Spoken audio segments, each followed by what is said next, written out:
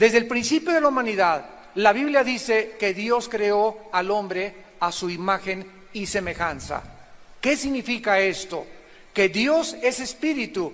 Cuando Dios envió a su Hijo hace 2000 años, Jesucristo, Él dijo claramente: mi Padre es espíritu y los que le adoran es necesario que en espíritu le adoren. Entonces Dios nos crea a su imagen y semejanza como seres espirituales. Esto es, nos crea con la facultad o la capacidad de poder relacionarnos con Él. Los changos, las jirafas, los hipopótamos, el reino animal no tienen ningún contacto, ni tampoco tienen la eternidad dentro de su alma. Dios nos creó diferentes de los seres humanos para que nosotros tuviésemos una conciencia de que no somos el resultado fortuito o accidental de la naturaleza, sino que tenemos una misión en esta vida y que Dios quiere que nosotros le conozcamos, le podamos adorar y le podamos servir. Esto es a través del espíritu original que Dios puso en el ser humano. Para concluir esta frase, podemos decir que somos un espíritu, tenemos un alma y vivimos dentro de un cuerpo.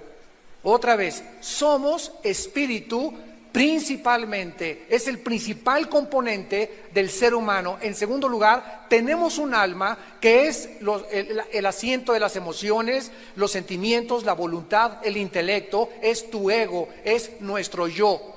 Y todo esto vive encapsulado dentro de un cuerpo que es la botella o la parte externa del ser humano. Los psiquiatras, los psicólogos han tratado de ayudar al ser humano a través de la psique o solamente en el área del alma. Pero la Biblia nos dice que el problema humano trasciende totalmente la psique y el alma, porque la raíz del problema del ser humano no se encuentra en su mente, sino en su espíritu.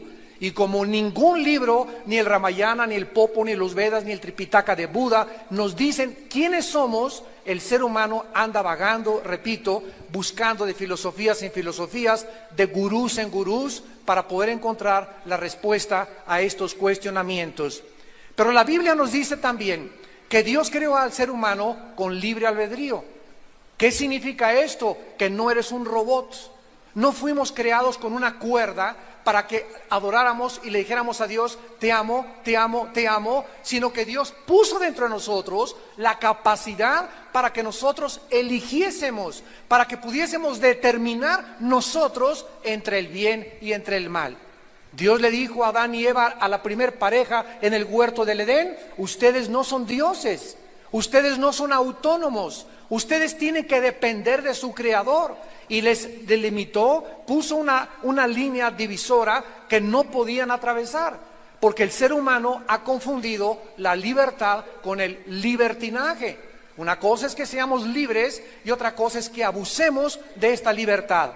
Es precisamente el abuso de esta libertad lo que dio origen a la entrada de la maldad en el universo. ¿Qué cosa es la maldad? Tampoco nadie la puede definir más que la Biblia. La maldad es el abuso de la libertad de las criaturas que Dios creó. Dios nos pudo haber creado sin la capacidad de elegir, vuelvo a repetir, como robots, pero Dios quiso que nosotros pudiésemos determinar en la corta vida que tú tienes y en la corta vida que yo tengo, el cielo o el infierno, porque después de esta vida no lo acaba todo, como lo vamos más adelante a comprobar.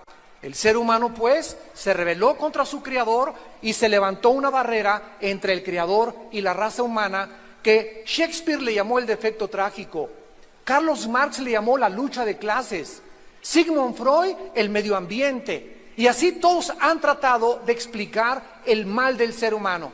¿Por qué? En más de 6000 años de historia, el Instituto para la Investigación de la Paz en Suecia y Estocolmo ha concluido que ha habido 25 años de paz. O sea, la historia del ser humano son historias de guerras continuas unos contra otros, blancos contra negros, negros contra blancos, anglosajones contra asiáticos, y así estamos en el siglo XXI al borde de una tercera guerra mundial. El ser humano tiene un problema bastante crónico, bastante grave, que todos quieren ignorar, que la Biblia le llama pecado.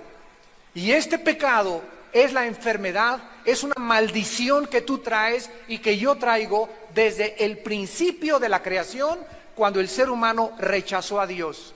En ese momento algo se levantó, repito, entre Dios y la criatura, que la Biblia le llama pecado. En otras palabras, morimos espiritualmente. La palabra muerte en la Biblia no significa cesar de existir. La palabra muerte en la Biblia significa simplemente separación.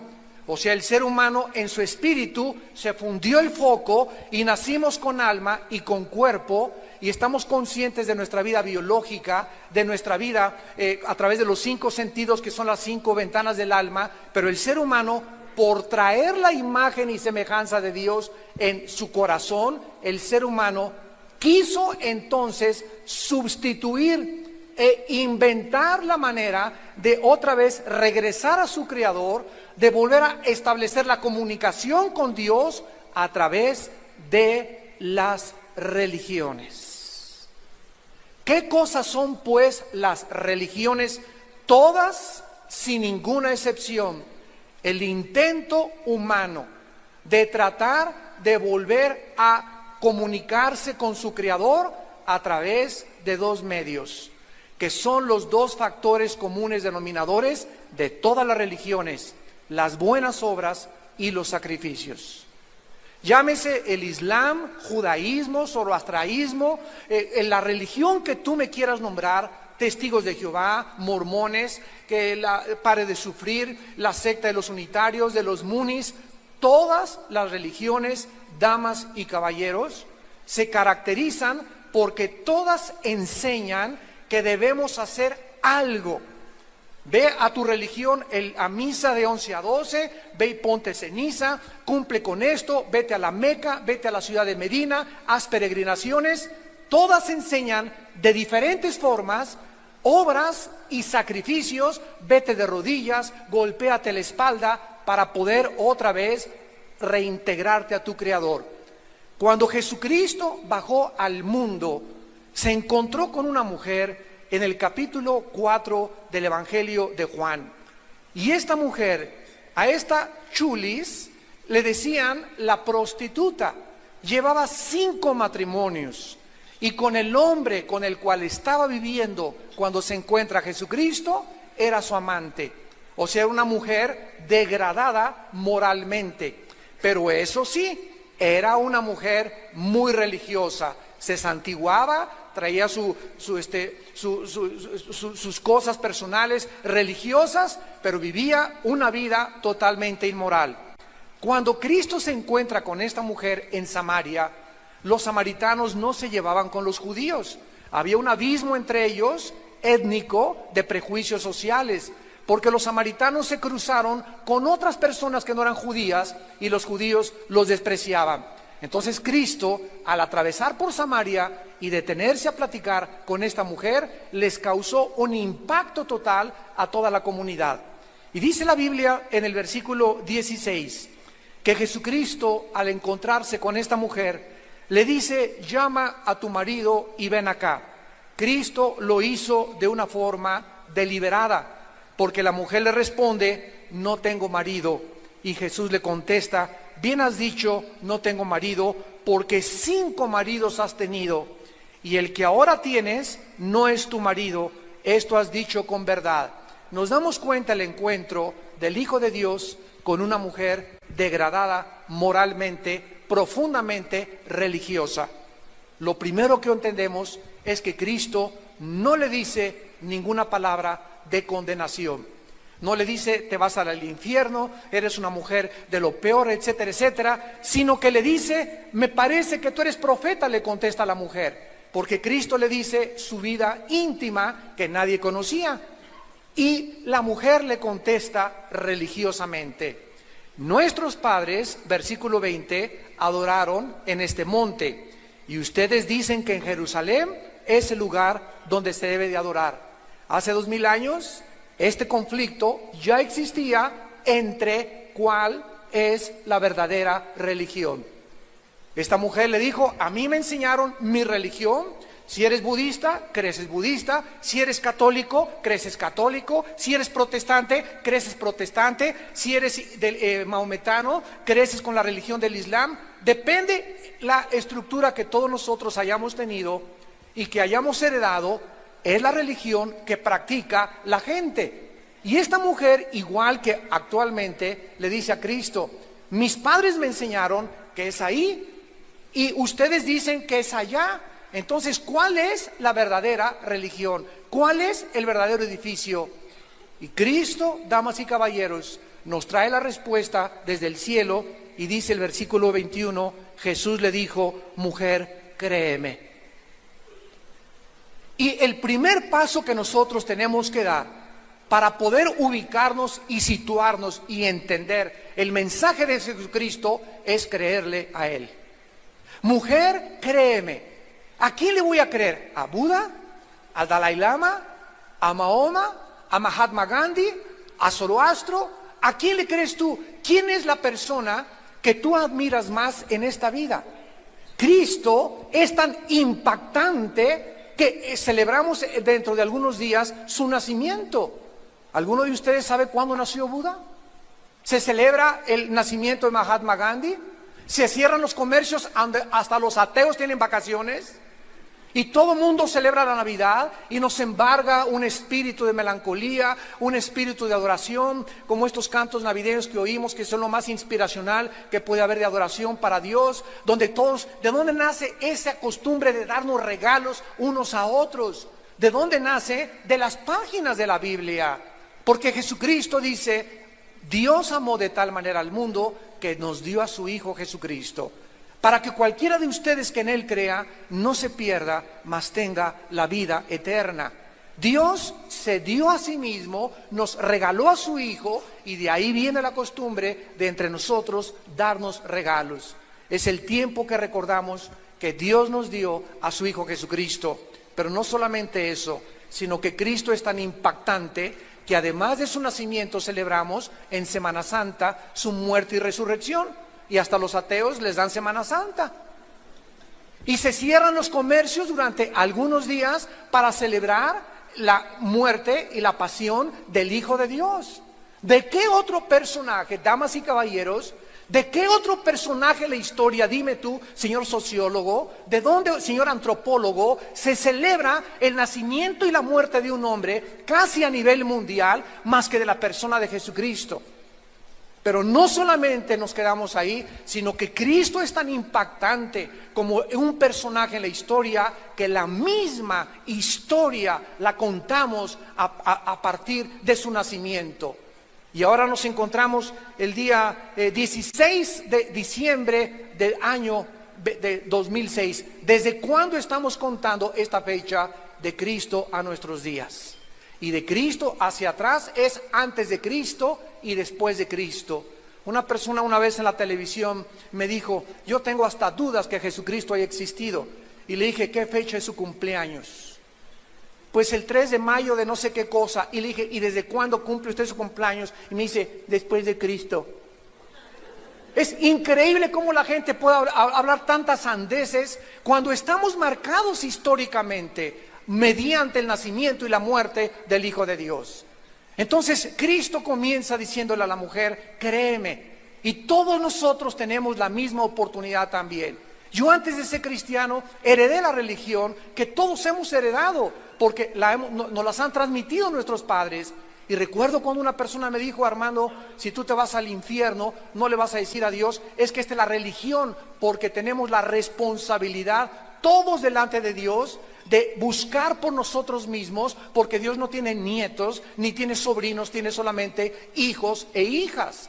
Entonces yo tuve que venir a la Biblia, comenzar a examinar la Biblia a la luz de todas las filosofías y religiones que yo había estudiado, psicología, ciencias políticas, filosofía y letras, etcétera, etcétera, y convencerme que nadie ha hablado como este hombre y que la Biblia es inigualable. Nadie actualmente en el mundo puede atreverse a decir que hay un libro superior a la Biblia.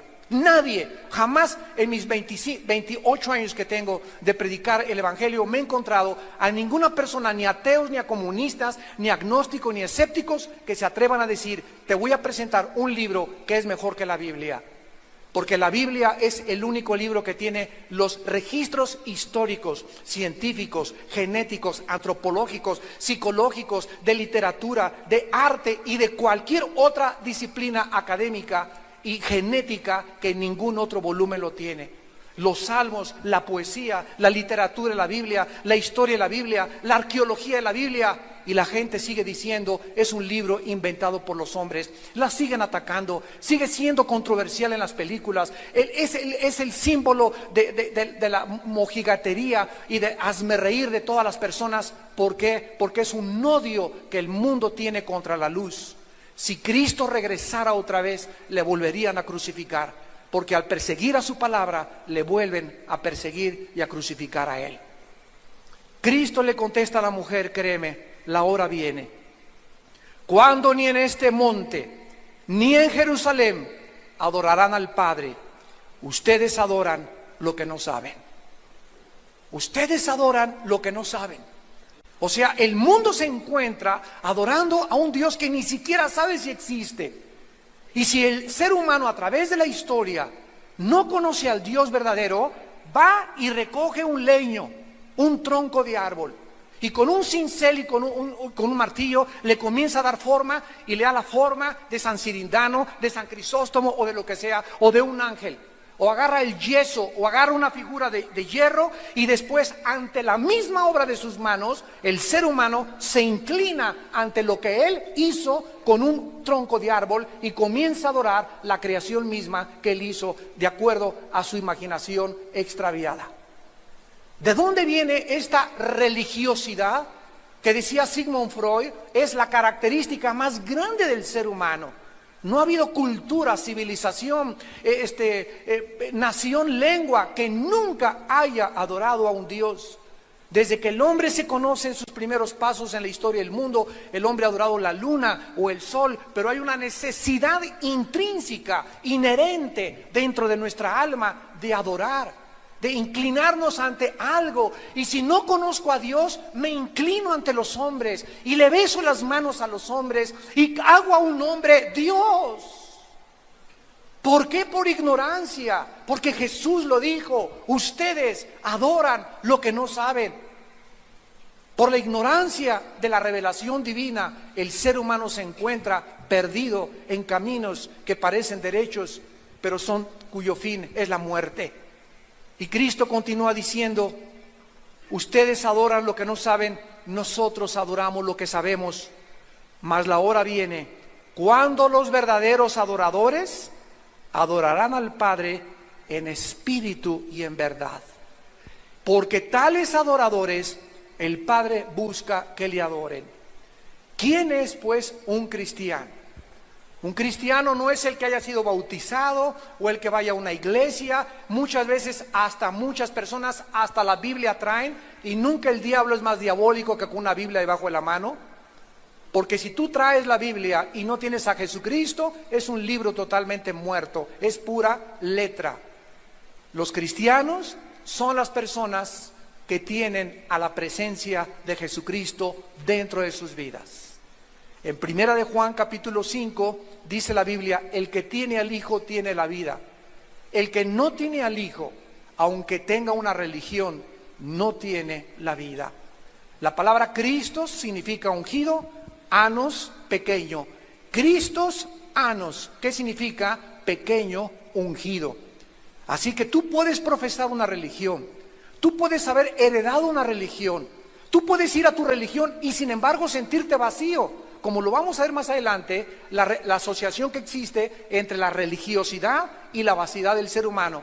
Porque Dios no vino a mandarnos una nueva religión con Jesucristo. El cristianismo no es una religión, es una relación personal, viva, dinámica, orgánica, con un hombre que se llama Jesucristo. Yo en esta mañana no te estoy invitando a que vengas a una nueva religión. Te estoy invitando a que vengas a un hombre llamado Jesús. porque en Él se encuentran todos los tesoros de la sabiduría y del conocimiento.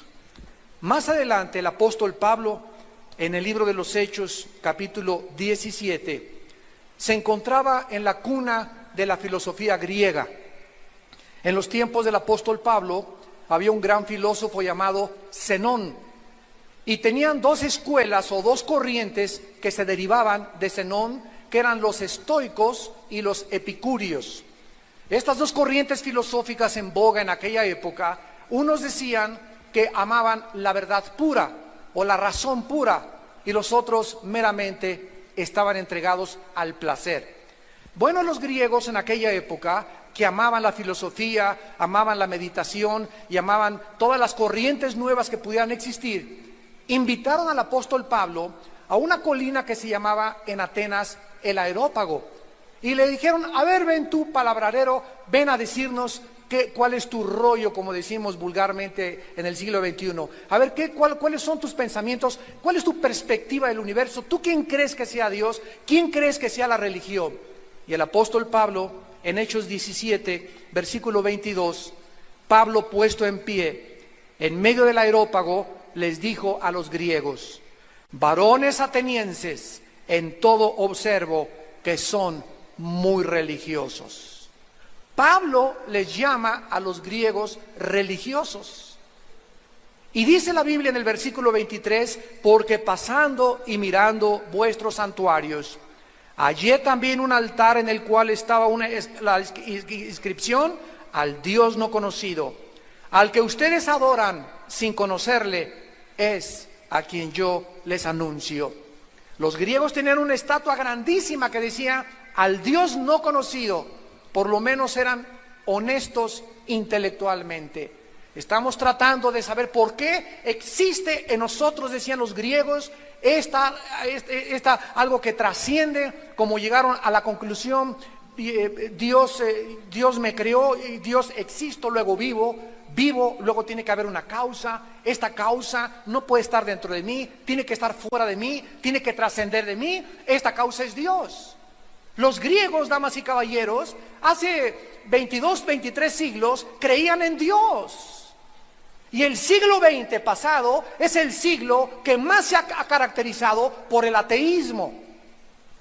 Y surgió Carlos Marx, surgió Sigmund Freud, que eran ateos todos, surgió Friedrich Nietzsche, surgió Carlos Sagan, surgió Jean-Paul Sartre, surgió Ingersoll. Nunca en la historia ha habido más ateos que en el siglo XX. Pero es el siglo, además, donde más sangre se ha derramado, 2 guerras mundiales y más de 350 revoluciones y golpes de Estado. Pero eso sí, es el siglo donde más descubrimientos científicos y más avances tecnológicos el ser humano tuvo. ¿Qué nos habla esto? Que el ser humano, cuando tiene conocimiento, se vuelve arrogante, te vuelves orgulloso. Crees que en ti está la respuesta, crees que el mundo tiene respuestas, crees que no tienes que tomar en cuenta a Dios. Habiendo conocido a Dios, no le reconoces como a Dios ni le das gracias. Te envaneces en tus razonamientos y tu negro corazón está en tinieblas. Y esta es la razón por la cual andas vagando de mujer en mujer, en el sexo, en las drogas, en el alcohol, en diferentes, buscando en los deportes, buscando en la popularidad, en la fama, una diputación, una senaduría, un puesto político. Y el ser humano sigue vacío porque no fuimos creados para este mundo. Solamente Dios nos puede llenar en la persona de su Hijo Jesucristo. Pablo continúa diciéndoles: yo les anuncio al que ustedes no conocen, y vean ustedes lo que la Biblia dijo hace 2000 años del Dios verdadero, el Dios de la Biblia, el único y verdadero Dios, el Dios que hizo el mundo y todas las cosas que en él hay, siendo Señor del cielo y de la tierra, no habita en templos hechos por manos humanas. El Dios de la Biblia no se le puede confinar a un edificio de yeso, de cemento o de cartón.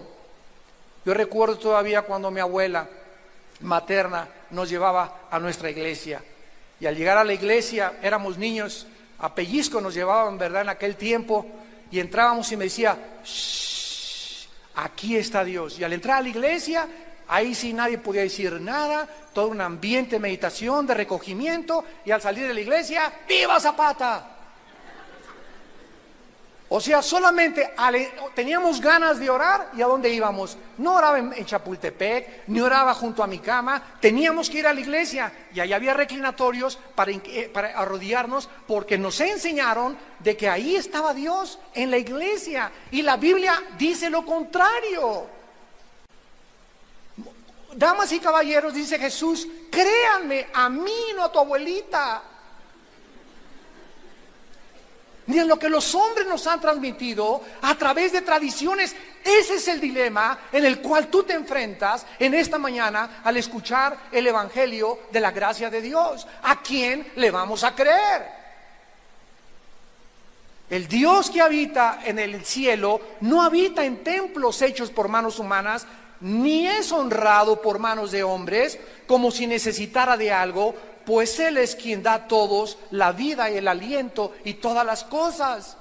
Y nos acostumbraron a que le lleváramos una veladora, a que le lleváramos esto, a que le entregáramos esto, y la Biblia dice, esto Dios no nos los ha pedido. No hay nada que le podamos dar a Dios que le pueda agradar a Dios, porque la Biblia dice que la única forma de agradar a Dios es a través de creerle a su Hijo Jesucristo. Creer en Dios, crean también en mí, dijo Jesucristo, en la casa de mi Padre muchas moradas hay. Voy a preparar lugar para ustedes, para que donde yo estoy, ustedes también estén. Y si me fuere y os preparar el lugar, vendré otra vez y os tomaré a mí mismo, porque yo soy el camino, la verdad y la vida. Y Pablo continúa diciéndoles, y de una sangre ha hecho todo el linaje de los hombres para que habiten sobre la faz de la tierra, y les ha prefijado el orden de los tiempos y los límites de su habitación. Escúchenme, médicos, escúchenme, científicos, estamos hablando algo escrito hace 2000 años. La Biblia nos muestra claramente que antes de que se descubriera la circulación de la sangre, antes de que se descubriera la proliferación bacteriológica, de cuando un niño se hace pipí, cuando hay excremento, hay bacterias que puedes respirar y puedes hasta salmonelas adquirirlas respirando. Miles de años antes, la Biblia nos hablaba que la sangre era la vida del cuerpo humano. Y que aun cuando hay sangre H negativa, universal, positiva, es la misma sangre, la de amarillos, anglosajones y negros. Si tú crees todavía en la teoría de la evolución, cuando te necesitas una transfusión de sangre, pide a la chita que te haga una transfusión.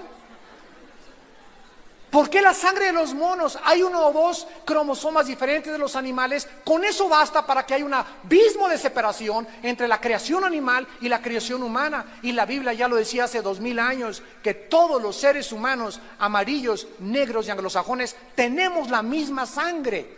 Somos el mismo linaje. No hay una raza subhumana, somos humanos. No hay raza de negros, raza de amarillos, somos raza humana. No son 3 razas, somos una sola raza. Y les ha prefijado el orden de los tiempos y los límites de su habitación. En 1969 se intentó llegar a la Luna. Y no hemos pasado de la Luna. Andamos haciendo pininos en Marte y mandando sondas, etcétera, etcétera. Y ahora hasta hemos llegado al colmo de planear ya para el año, dentro de 15, 20 años, las lunas de miel en la Luna. ¿Quién se quiere ir a la luna de miel? Oye, Cancún, Puerto Vallarta está 1000 veces mejor que la Luna. Allá a lo mejor se divorcian en la Luna. Dios lo estableció, señores astronautas, hace 2000 años, que el ser humano no iba a pasar. Nos prefijó el orden de los tiempos y los límites de nuestra habitación. Nos puso una casa que es este planeta, con unas puestas de sol increíbles, valles, montañas, aguas, ríos, pájaros, belleza, 4 estaciones del año, etcétera, etcétera.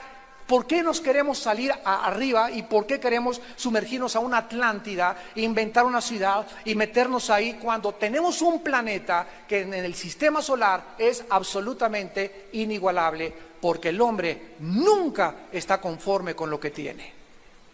Y esta inconformidad, ¿de qué te habla? De que no estás satisfecho. Ya tienes una esposa guapa, quieres 3 Miss de América. Ya tienes un hombre que te provee, quieres tener otros 2 o 3 o 4. Ya tienes 2 casas, quieres 3 casas. Tienes 2 coches, quieres 3 coches. Y después tienes un avión y quieres más. Y tienes esto y más y más y más. Es una hambre insaciable del ser humano por poseer. Y Cristo contestó, la vida del hombre no consiste en la abundancia de los bienes que posee.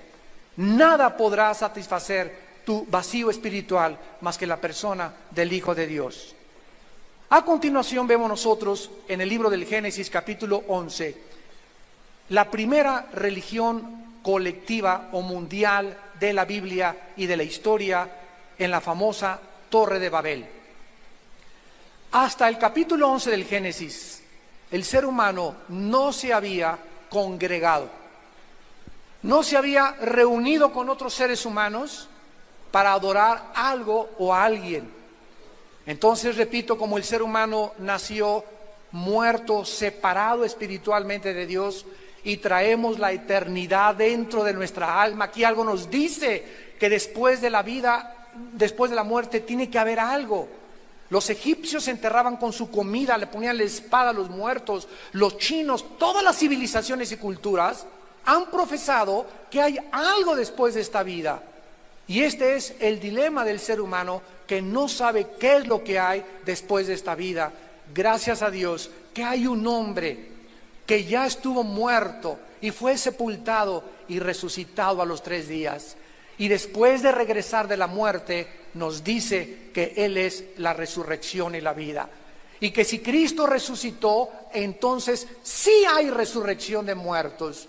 Sí hay una vida después de la vida esperándonos. Somos peregrinos por este mundo nada más.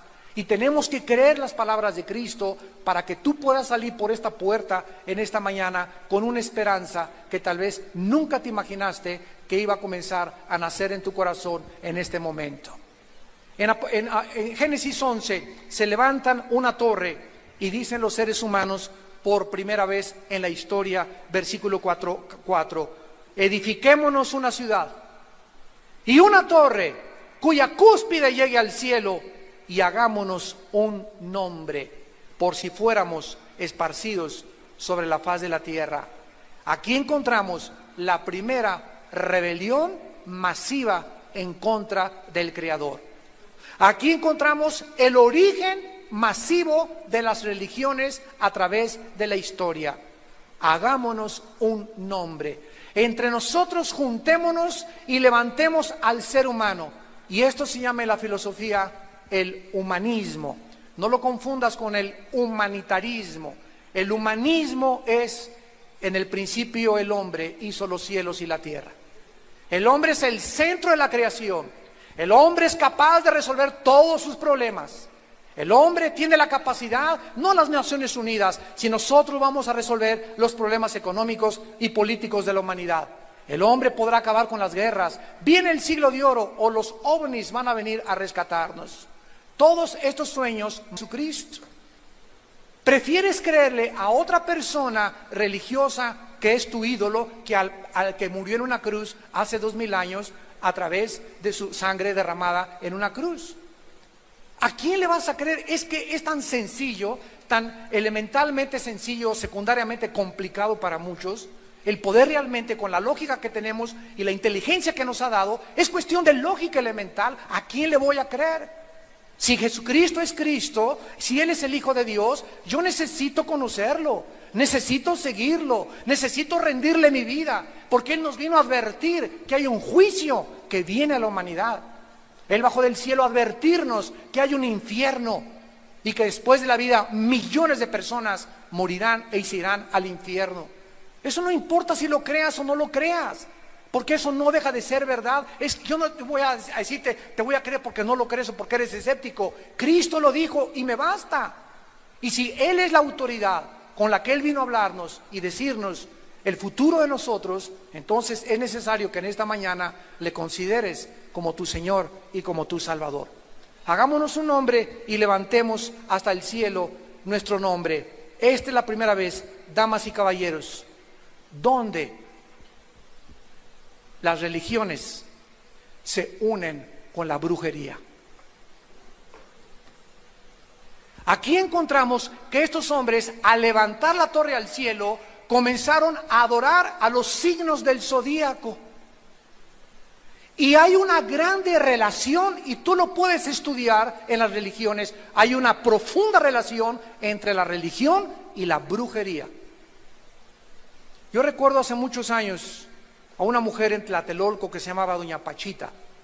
Esta mujer tenía fuera de su departamento unas limusinas y carros de políticos y de personajes deportistas y curaba milagrosamente.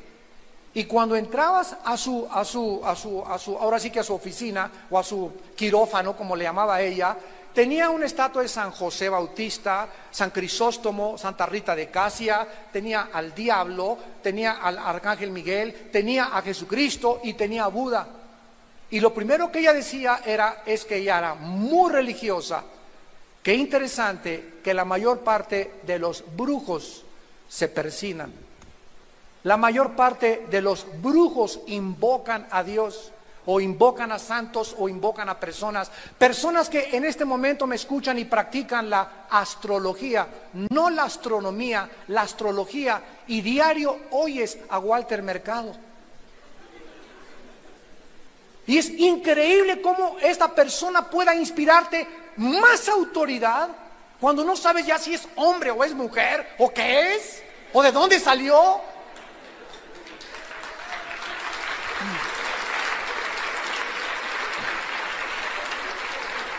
Damas y caballeros, ¿de qué nos habla esto?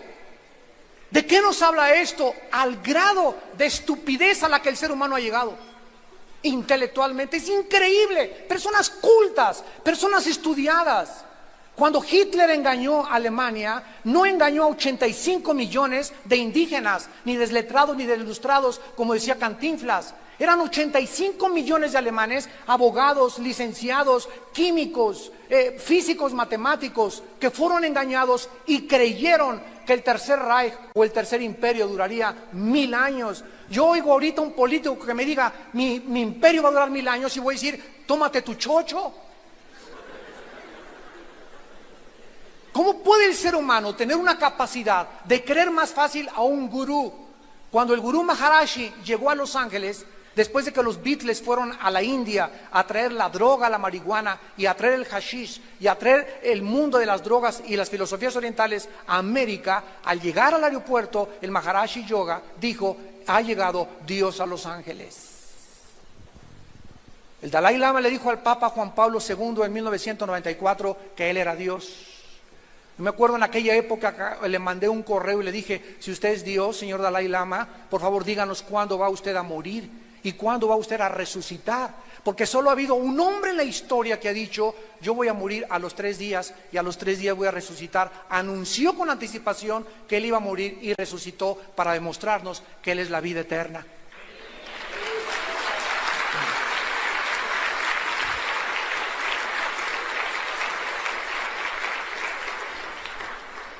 Y en penúltimo lugar, nosotros encontramos después de esta profecía de el capítulo 11 del Génesis, donde se asocia la religión con la brujería.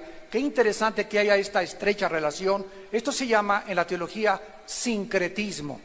Sincretismo, la unión o la mezcla de la religión con la brujería. Aquí también en México, ¿verdad? Cuando llegaron los religiosos de España, aquí había un ambiente de paganismo, de brujería, igual que en Estados Unidos, los indios, los sioux, los cherokees, todos ellos adoraban a los espíritus y se comenzaron a mezclar la religión que llegó de Europa con el paganismo, y ahora es una mezcla de brujería con religión. Y la Biblia nos muestra hasta qué grado el ser humano se ha confundido. Y en penúltimo lugar, en el libro del Apocalipsis capítulo 17, la Biblia termina profetizando que antes de la segunda venida de Jesucristo surgirá una religión mundial. Hace algunos años surgió un movimiento filosófico llamado la Nueva Era.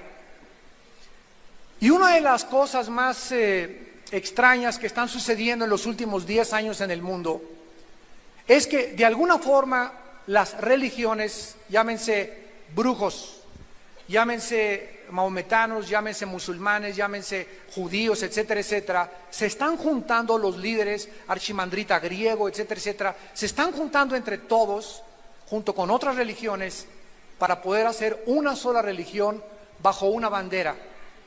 Cristo dijo que fuéramos uno, unámonos, porque todas las religiones llevan a Dios. ¿Es esto lo que dice la Biblia? Que todas las religiones llevan a Dios. ¿Quién acuñó esta frase? ¿Quién la inventó? De que todas las religiones llevan a Dios. Es lo mismo de que todas las carreteras llegan a Acapulco. Hay una autopista y una carretera vieja, discúlpame, pero no todas llevan al mismo lugar. No es cierto que todas las religiones llevan a Dios, de acuerdo a Jesucristo. Cuando yo leí Juan 14:6, hace muchos años, en la Biblia, Jesucristo dijo: yo soy el camino, la verdad y la vida, me encontré con un dilema, damas y caballeros. Me encontré con un hombre que me decía: yo soy el único camino. Un camino en la Biblia es salir de un punto y llegar a otro punto. Y todos sabemos que todos nacemos para morir, todos nosotros. Y todos tenemos, antes de la muerte, unos andan extraviados, otros por una filosofía, otros por una religión. Dice la Biblia, como ovejas descarriadas, todos nosotros nos apartamos del camino de Dios. Y llega el Hijo de Dios hace 2000 años y nos dice: vengo a meterlos al corral. Vengo a que ustedes me sigan a mí. Yo soy el buen pastor. Y el buen pastor su vida da por sus ovejas. Mis ovejas oyen mi voz y me siguen. Los que no son mis ovejas siguen a la voz del extraño, del ladrón y del salteador que ha venido a engañarlos diciéndoles que es un líder religioso.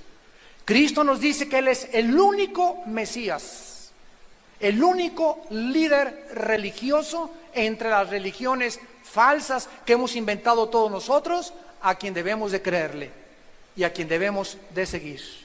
Y tú vas a escogerlo en esta mañana. Y cuando Jesús dice: yo soy la verdad, ¿saben ustedes qué implica esta declaración, señores filósofos? Implica que la verdad no es un conjunto de reglas o filosofías o temas o hipótesis. La verdad es un hombre. La verdad no son declaraciones de pensamiento de la perspectiva que tú tienes del ser humano. La verdad está en un hombre que se llama Jesús. Y la palabra verdad, interesante en el griego, la palabra aletinos, significa la realidad en contraste con la apariencia. En otras palabras, cuando Jesús dice: yo soy la verdad, nos está diciendo: yo soy la única realidad. Y todo lo que este mundo te ofrece, las atracciones del mundo, las atracciones sexuales, los placeres, los reinos, los gobiernos, la búsqueda del dinero y del poder, todo es un espejismo. Estamos en un mundo donde todos son espejos y donde brincas como un regalo que te dan con moños y todo, y abres el regalo y no hay nada, está vacío. Brincas sobre esa mujer es la de mis sueños, y la tomas y la obtienes y sigues vacío. La diputación es lo que yo he esperado toda mi vida, ya soy diputado, y después de que eres diputado dices: ¿y ahora qué sigue? Y puedes llegar a ser presidente de la República y seguirás preguntándote: ¿qué sigue? Miren ustedes cómo mueren todos los expresidentes, todos los exdictadores, vacíos, amargados, lamentándose, separados, con las familias deshechas totalmente, hombres reconocidos ante el mundo, pero hombres moralmente destruidos, porque el tesoro más grande que la Biblia dice que Dios nos ha dado es nuestra familia.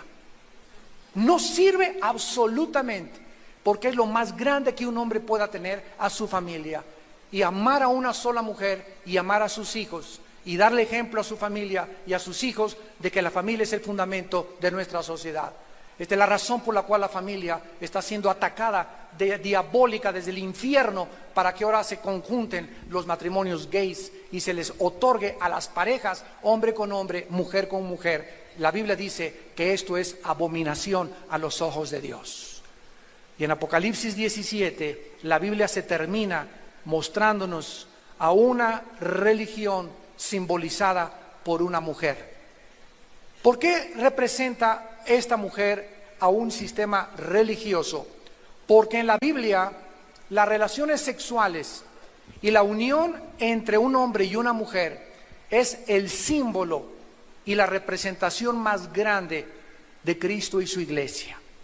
Si queremos saber cómo es la unión entre Dios y el ser humano, el matrimonio es el ejemplo más grande de la relación entre Dios y el ser humano.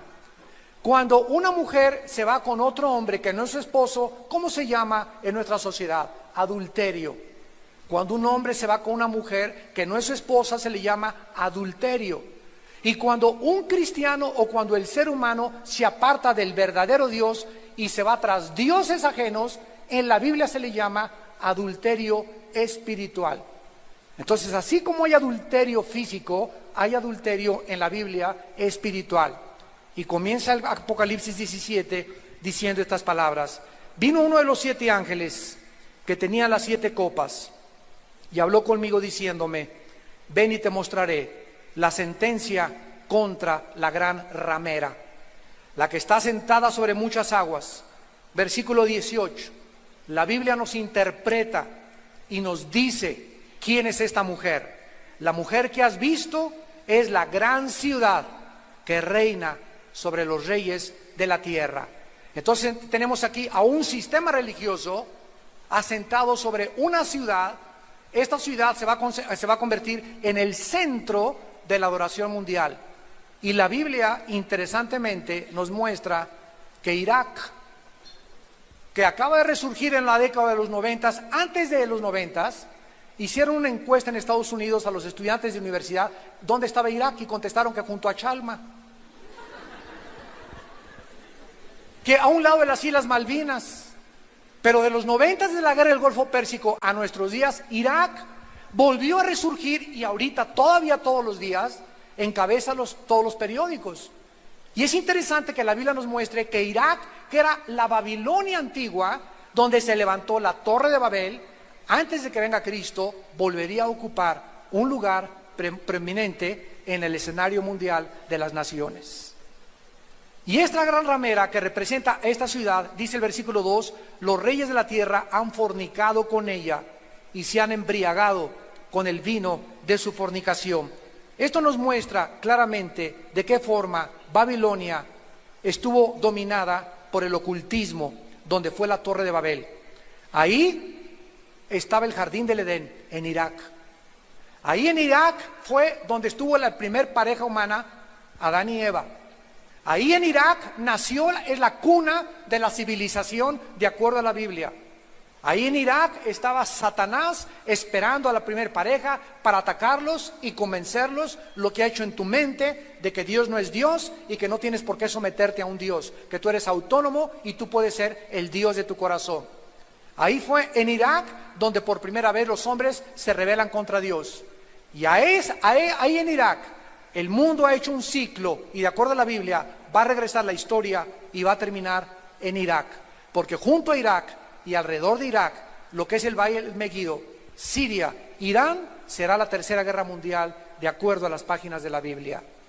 Y la tercera guerra mundial, de acuerdo a la Biblia, hace 2800 años, tendrá una mecha que prenda y se encienda en las naciones y es el petróleo. Porque en el Medio Oriente se encuentra, esto es interesante y no es coincidencia, más del 65% de las reservas petroleras del mundo entero. Y el mundo no puede prescindir del petróleo. Estados Unidos depende más del 20% de sus importaciones del Medio Oriente. China depende más del 25% del petróleo del Medio Oriente.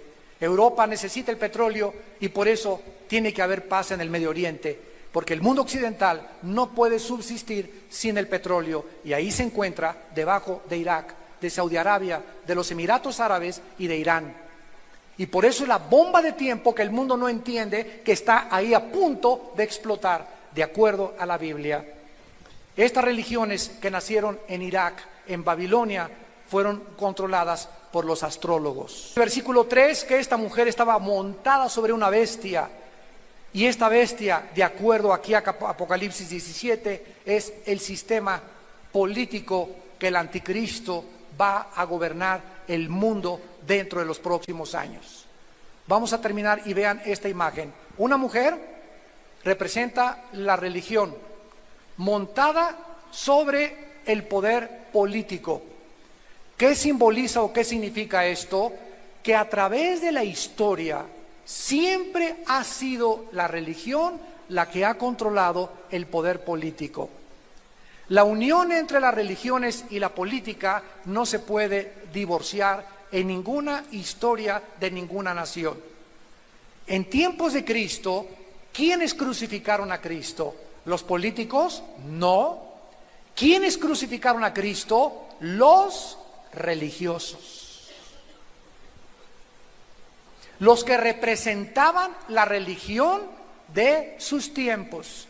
Fueron con el poder político, con Pilato, y le dijeron: entréganos a ese hombre y crucifícalo. Y el poder político, bajo la influencia y la presión del poder religioso, entregó a Jesucristo en las manos del poder religioso.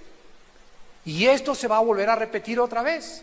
Cuando la futura religión mundial se una, va a controlar por algunos años al anticristo y va a tratar de dominar la religión al poder político otra vez. Pero más adelante dice que el poder político se va a deshacer del poder religioso, y entonces lo que siempre ha sucedido, cuando el poder político obtiene de la religión lo que a sus intereses le conviene, ya no los necesitan ni tampoco los vuelven a usar, porque es la forma de llegar al poder a través del poder religioso. Qué dura palabra es esta de oír, pero es la palabra de Dios. Y muchos de ustedes que tienen oídos, oigan, porque nos acercamos a pasos acrecentados y con una rapidez vertiginosa, damas y caballeros, al juicio de este mundo. La Biblia dice que Dios te ama, pero hay una barrera entre tú y Dios que se llama el pecado. Y ese pecado tú tratas de limpiar tu conciencia con tu religión, pero tú sabes en tu conciencia que no tienes paz, que te sigue atormentando los abortos que tuviste. Tal vez asesinaste en el pasado, tal vez enterraste a tu abuelita en el jardín de tu casa, tal vez mataste a tus hijos en el pasado, tal vez llevas 5 divorcios o 7 divorcios. ¿Saben ustedes que Jesucristo nos vino a traer buenas noticias? ¿Y saben cuál es el mensaje de Jesucristo? He venido a buscar a los enfermos, no a los que no tienen necesidad de médico. Y si tus pecados fueran tan negros como el carbón, bajo mi sangre volverán a resplandecer como la nieve. En la sangre de Cristo hay perdón de pecados. Dios manda a su Hijo con un mensaje de advertencia porque viene el juicio. Y el mensaje es: arrepiéntete de tus pecados. Cambia tu manera de pensar respecto a la vida, respecto a Dios, respecto a tu familia.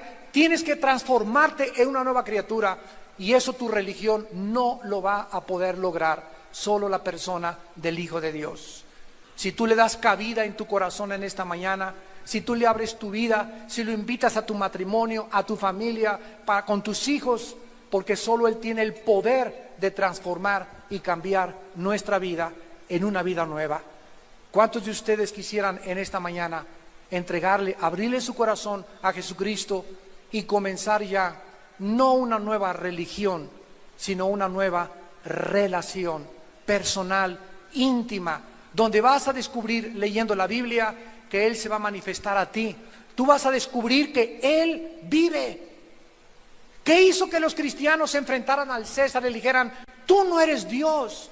Quémenlos, échenlos a los leones. El circo de romano en Roma se encuentra todavía salpicado por la sangre de los mártires. Eran hombres y mujeres que estuvieron dispuestos a tomar como basura el mundo entero por las palabras de aquel que les dijo: yo soy la resurrección y la vida. Si ustedes creen en mí, no morirán eternamente. Yo soy el camino, la verdad y la vida. Yo soy el pan que descendió del cielo. Yo soy la luz del mundo. El que me sigue no andará en tinieblas. Yo soy el buen pastor, nada te faltará. En lugares de delicados pastos te haré descansar, confortaré tu alma. Te guiaré por sendas de justicia, por amor de tu nombre. Y aunque andes en valles de sombras y de muerte, no volverás a tener miedo, porque yo estaré contigo. El bien y la misericordia te seguirán todos los días de tu vida, y algún día después de tu muerte morarás a mi lado. Y heredarán tronos, dice la Biblia, y reinaremos juntamente con Él. ¿A quién le vas a creer en esta mañana?